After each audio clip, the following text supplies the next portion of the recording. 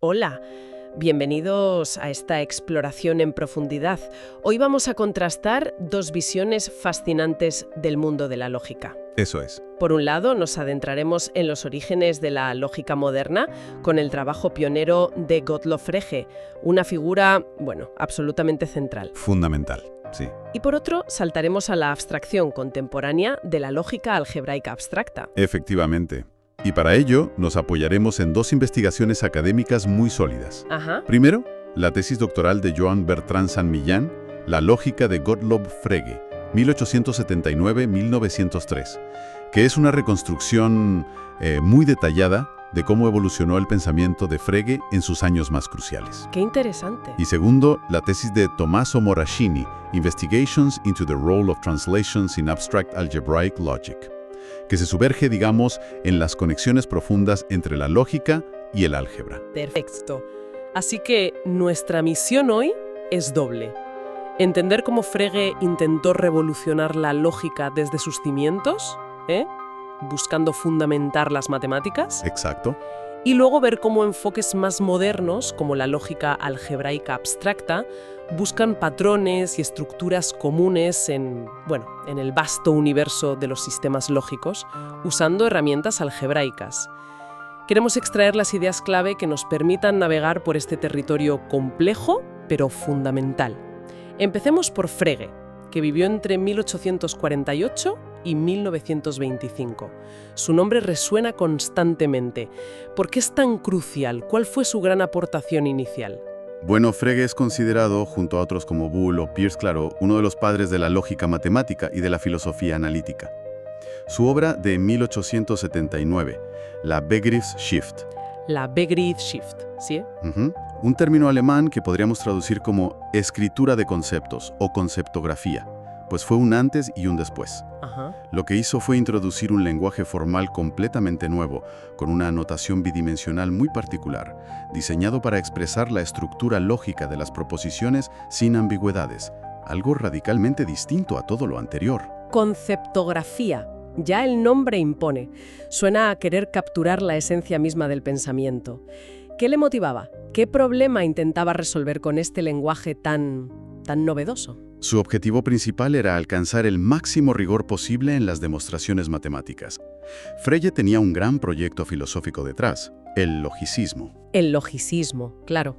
Que es la tesis de que toda la aritmética, los números y sus propiedades, se puede reducir y derivar exclusivamente de principios lógicos puros. Para demostrar algo así, necesitaba un lenguaje artificial perfecto, libre de las imprecisiones, vaguedades y equívocos del lenguaje cotidiano. Claro, el lenguaje natural es ambiguo. Exacto.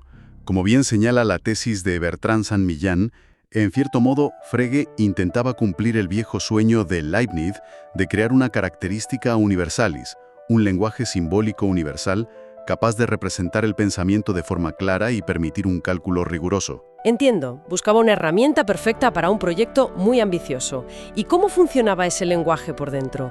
Has mencionado una notación bidimensional, pero la tesis de Bertrand Saint-Millán destaca la distinción función-argumento. ¿En qué consistía? Esa distinción es absolutamente central en la Begriffsschrift de 1879, y es importante entender que en esta obra es una distinción sintáctica, es decir, se refiere a cómo analizamos la expresión lingüística o simbónica. Vale, sintáctica. Una parte de la expresión se considera fija, la función, y otra parte se considera variable o reemplazable, el argumento. Imagina algo como Titonche es mortal. Ajá. Es mortal sería la función. Y si ponemos Sócrates en el hueco, Sócrates es el argumento. Esta forma de analizar permitió a Frege superar las limitaciones de la lógica aristotélica tradicional. Que era sujeto o predicado, ¿no? Eso es, que se basaba en la estructura sujeto-predicado. Podía analizar con mucha más flexibilidad enunciados con relaciones complejas o con cuantificadores anidados, algo que la lógica anterior, apenas podía manejar. Vale, es como si hubiera encontrado una forma más modular y potente de descomponer las afirmaciones. Y hablando de cuantificadores, también introdujo una notación específica para ellos, ¿verdad? Esos símbolos que a veces parecen un poco arcanos. Sí, desarrolló una notación explícita para la cuantificación universal, el para todo. Usaba una especie de concavidad en su escritura bidimensional y dentro ponía una letra gótica que representaba la variable cuantificada. Ya veo. ¿No sabía eso? Sí, más o menos al mismo tiempo. Pero la innovación de Frege fue fundamental para poder expresar afirmaciones generales complejas con precisión. La tesis de Bertrand Saint-Millán hace hincapié en que la interpretación exacta de estas letras en Frege es sutil, depende mucho del contexto dentro de su sistema. Vale. No son exactamente las variables ligadas y libres que usamos hoy en lógica estándar, tienen sus matices propios. Es fascinante ver cómo construyó ese primer sistema, pero no se detuvo ahí. Su pensamiento evolucionó, y bastante, hacia su obra magna posterior, los Grundgesetze der Arithmetik. Las leyes fundamentales de la aritmética, sí. Cuyos volúmenes se publicaron entre 1893 y 1903. ¿Qué cambió? Hubo cambios muy profundos, casi un cambio de paradigma interno. La distinción, que en 1879 era principalmente sintáctica, función-argumento en la expresión, se transforma en los Grundgesetze en una distinción ontológica. Ontológica, o sea, sobre las cosas que existen. Exacto, sobre los tipos de entidades que existen en el mundo según su teoría. Ahora habla de conceptos y objetos.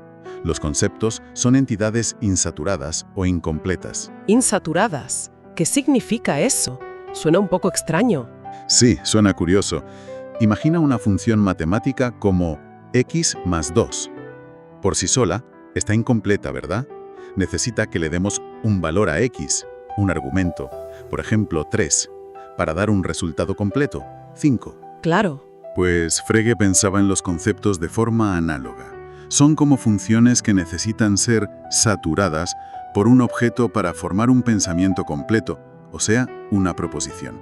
Vale, ya entiendo la analogía. Por ejemplo, el concepto ser un planeta necesita un objeto como Marte, para formar la proposición Marte es un planeta. Ajá. Además, en los Grundgesetze, Frege introduce explícitamente los valores de verdad, lo verdadero y lo falso, como objetos lógicos específicos.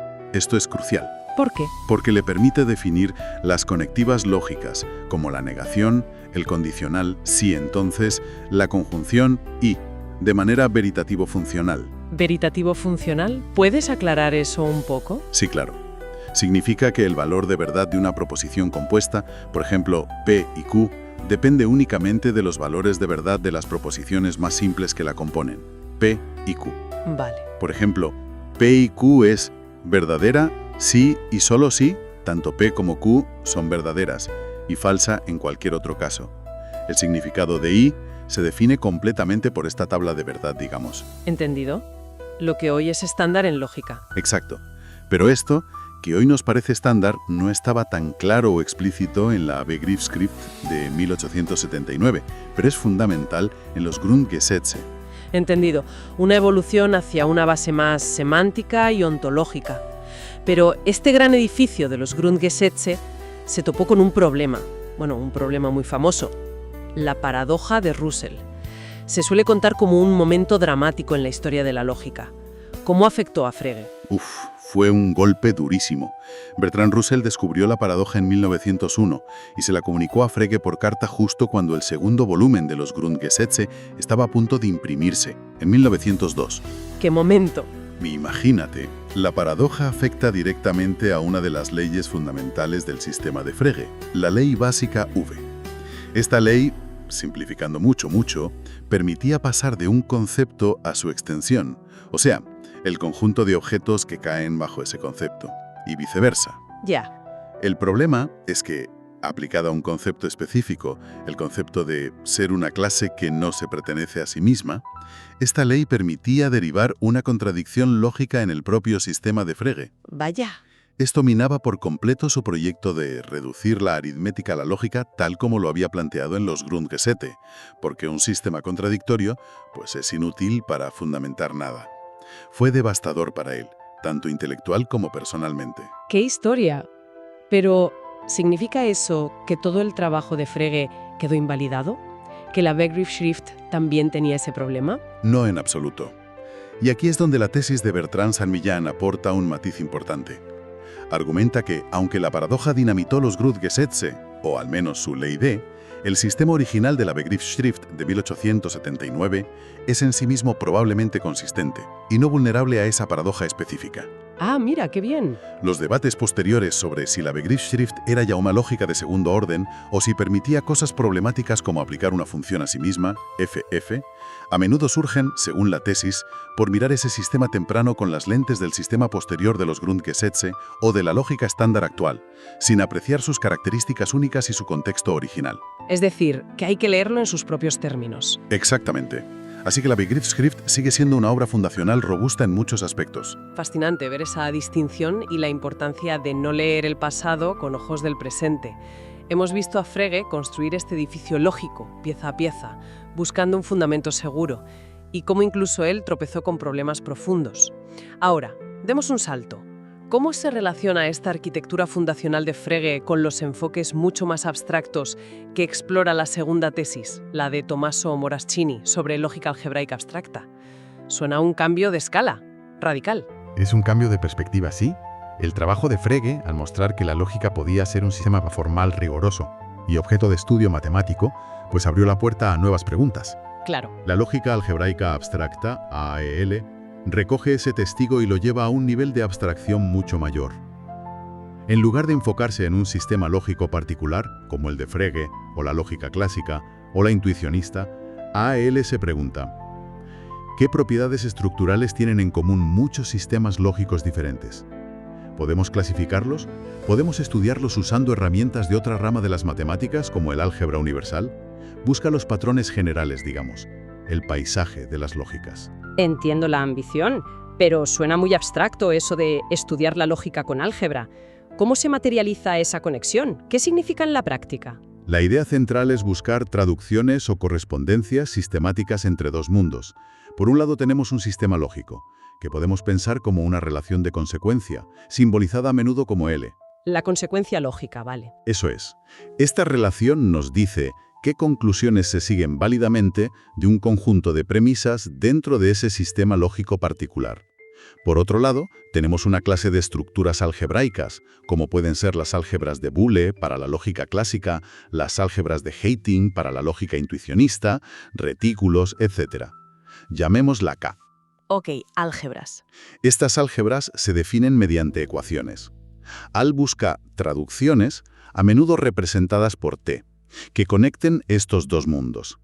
La conexión ideal es que una inferencia, de premisas gamma a conclusión phi, sea válida en la lógica L, gamma archus sub L sub phi, si y solo si una ecuación correspondiente, obtenida al traducir las fórmulas lógicas a términos algebraicos mediante T, se cumplen todas las álgebras de la clase K. O sea, como si hubiera un diccionario. Exacto. Es como si tuviéramos un diccionario o una piedra roseta que nos permite pasar de afirmaciones lógicas a ecuaciones algebraicas y viceversa, preservando la validez. Vale, como un puente bidireccional entre el mundo de las deducciones lógicas y el mundo de las estructuras y ecuaciones algebraicas. Pero, ¿todas las lógicas tienen un álgebra gemela también definida? ¿O hay distintos tipos de puentes, algunos más sólidos que otros? Exactamente, esa es la clave. La conexión no siempre es igual de fuerte ni tiene la misma naturaleza. Anna Gene le ha desarrollado herramientas para clasificar a las lógicas según la calidad de su conexión con el álgebra. Las más famosas son la jerarquía de Leibniz y la jerarquía de Frege. Sí, Frege sigue apareciendo aquí, aunque de forma más abstracta. Vaya, Frege otra vez. Sí. Estas jerarquías ordenan las lógicas en diferentes niveles según cuán bien comportadas sean sus propiedades algebraicas. Por ejemplo, en la cima de la jerarquía están las lógicas algebraizables, que son las que tienen la conexión más fuerte posible. Las más algebraicas, digamos. Eso es. Poseen lo que se llama una semántica algebraica equivalente, que generalmente es una clase de álgebras muy bien estructurada matemáticamente, como una variedad o cuasivariedad. Otras lógicas tienen conexiones más débiles, están más abajo en la jerarquía, pero aún así el álgebra nos puede decir cosas interesantes sobre ellas. Entiendo. Es como tener una escala para medir cuánta algebraicidad tiene una lógica. Algunas son casi puramente algebraicas en su comportamiento, otras mucho menos. Es como un espectro de conexiones lógico-algebraicas. Me parece potente como herramienta de clasificación. Ahora, la tesis de Moraschini va un paso más allá y menciona la teoría de categorías y las adjunciones. Esto ya suena a abstracción de nivel superior. ¿Qué aportan estas herramientas? ¿No basta con el álgebra? Es cierto, la teoría de categorías sube otro peldaño en la abstracción. Es un lenguaje matemático muy general, a veces llamado matemáticas de las matemáticas. Toma ya. Diseñado para hablar sobre estructuras matemáticas, no solo álgebras, sino espacios topológicos, conjuntos, lógicas, y las relaciones, morfismos, funtores, entre ellas de una manera unificada. Las adjunciones son un tipo de relación especialmente fundamental y ubicua entre categorías. Son como una dualidad o correspondencia muy bien estructurada entre dos mundos categóricos. Vale. ¿Y cómo se aplica eso a la lógica? Pues lo que la tesis de Morashini muestra, basándose en trabajos previos, es que estas adjunciones, cuando se aplican a categorías de álgebras, se corresponden de manera muy precisa con ciertos tipos de traducciones entre las lógicas asociadas a esas álgebras, sus lógicas ecuacionales. Espera. Entonces, una relación súper abstracta entre clases de álgebras, una adjunción, ¿me dice algo sobre cómo puedo traducir una lógica en otra? ¿Así de directo? Exactamente. Proporciona un marco muy general y potente para entender estas traducciones lógicas. Esto es importante porque unifica y generaliza resultados anteriores, como los trabajos de Mackenzie, sobre cuándo dos variedades de álgebras son categóricamente equivalentes. Ya veo. Y lo más interesante es que permite entender, dentro de este marco abstracto unificado, traducciones lógicas que son históricamente importantes y que se descubrieron por separado. Un ejemplo clásico que menciona la tesis es la traducción de Gödel entre la lógica intuicionista, la lógica constructivista, diferente de la clásica, y una lógica modal llamada S4. Ah, la traducción de Gödel sí me suena. Pues la teoría de categorías y las adjunciones nos dan una razón estructural profunda de por qué esa traducción funciona y qué propiedades preserva. Ofrece una visión panorámica y unificadora. Increíble. Pasamos de Frege buscando la lógica para las matemáticas a un universo donde hay muchas lógicas conectadas por álgebra y esas conexiones, a su vez, estudiadas por la teoría de categorías. ¿Qué nos dice todo esto sobre la naturaleza de la lógica misma? ¿Cuál es la gran fotografía que emerge de estas investigaciones tan abstractas? Pues la gran fotografía, yo diría, es que el universo de los sistemas lógicos no es una simple colección de islas aisladas, cada una con sus propias reglas y peculiaridades. No es un archipiélago inconexo. Exacto. Más bien, parece ser un continente interconectado. Un paisaje con estructuras profundas y relaciones matemáticas subyacentes que podemos descubrir y mapear. El álgebra y la teoría de categorías nos proporcionan las herramientas, como mapas, brújulas, incluso satélites si quieres, para explorar esas conexiones y entender propiedades estructurales que no son evidentes si miramos cada lógica por separado. Claro. Por ejemplo, si descubrimos que dos clases de álgebras asociadas a lógicas aparentemente distintas son categóricamente equivalentes, esto nos dice que esas lógicas, aunque puedan tener sintaxis o motivaciones filosóficas diferentes, compartirán muchísimas propiedades estructurales importantes, como propiedades de interpolación, definibilidad, etc. Ajá. Revela una unidad estructural subyacente en medio de la diversidad lógica. Nos ayuda a entender qué es lo esencial y qué es accidental en un sistema lógico. Muy revelador, ciertamente. Cambia la perspectiva. Hemos visto el poder de estos enfoques abstractos. Pero para terminar esta inmersión, hay límites. ¿Todo es mapeable y comprensible a través del álgebra? La tesis mencionaba algo sobre decidibilidad, sobre si podemos siempre calcular o determinar estas propiedades algebraicas. Sí, existen limitaciones importantes y tienen que ver con la computabilidad, con lo que podemos o no podemos calcular algorítmicamente. La computación siempre aparece. Siempre. AL tiene una rama que estudia lógicas definidas a través de matrices lógicas, que son una forma de dar semántica a una lógica.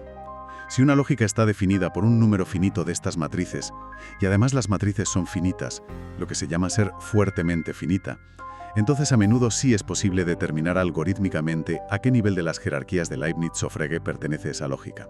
Ah, vale.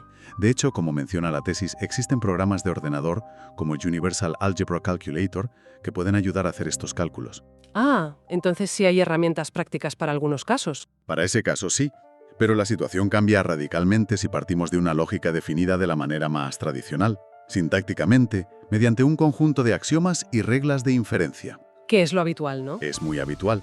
Intentar decidir cuáles son sus propiedades algebraicas abstractas, por ejemplo, si es algebraizable o a qué nivel de la jerarquía pertenece, puede ser en general un problema indecidible. Indecidible. O sea que no hay algoritmo. Exacto. Puede que no exista ningún algoritmo que garantice una respuesta en todos los casos.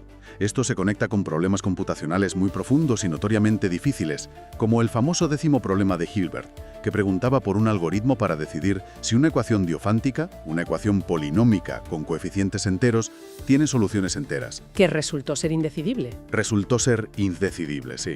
Así que, aunque AEAL nos ofrece una visión estructural increíblemente profunda y unificadora, no siempre nos da respuestas algorítmicas fáciles o automáticas. Hay un límite computacional inherente. Un recorrido realmente denso y fascinante. Hemos ido desde la búsqueda casi fundacional de Frege por un lenguaje lógico perfecto para la aritmética, con la creación de la Begriffsschrift y su evolución y problemas en los Grundgesetze, Exacto. hasta las cimas de la lógica algebraica abstracta, donde el foco no está en una lógica, sino en el mapa global de todas las lógicas y sus interconexiones estructurales, usando las herramientas del álgebra y la teoría de categorías. Es un testimonio de cómo una idea aparentemente simple, formalizar el razonamiento para asegurar su validez, puede florecer en direcciones inesperadas y profundamente matemáticas. Desde el intento de Frege de capturar el contenido conceptual puro de las proposiciones, Sí, hasta el análisis abstracto de las traducciones y equivalencias entre sistemas formales muy diversos. Muestra la riqueza y profundidad del estudio de la propia estructura lógica. y nos deja con una pregunta resonando, ¿no? Si existen estas traducciones, estas equivalencias entre lógicas y álgebras y relaciones aún más abstractas como las adjunciones categóricas que las describen, ¿qué es entonces lo verdaderamente fundamental en la lógica? Buena pregunta. ¿Reside la esencia en la notación específica que usamos, como la de Frege, o en la estructura algebraica subyacente que AAL nos revela, o quizás en esa relación abstracta misma, esa traducción o equivalencia que las conecta a un nivel superior, independientemente de sus representaciones concretas? ¿Dónde está el corazón de la lógica? Una pregunta para seguir reflexionando, desde luego.